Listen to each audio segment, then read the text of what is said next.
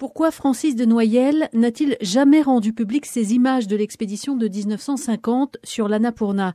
Réponse évidente pour ce monsieur de 94 ans. Parce que les images d'Ishak étaient extraordinaires. Son film était sans discussion un vrai film de professionnel. Vient le moment qu'ils attendaient depuis des mois. Au-dessus d'eux, il n'y a plus rien que le ciel. Et puis il y avait les consignes, il n'y aurait qu'un seul film, celui du cinéaste de l'expédition Marcel Ishak, et qu'un seul livre, celui de Maurice Herzog, qui allait générer des droits considérables pour la Fédération de la Montagne.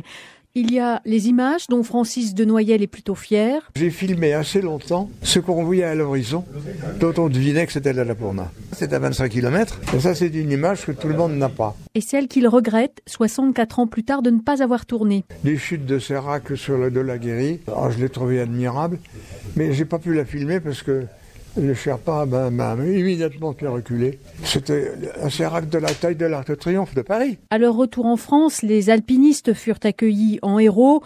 Il faut remettre cette première dans son contexte historique, dit Francis de Noyelles. Si vous regardez la date de la fin de la guerre et la date de l'Annapurna, vous apercevez c'est juste les 4-5 ans où la France avait encore besoin d'un héros.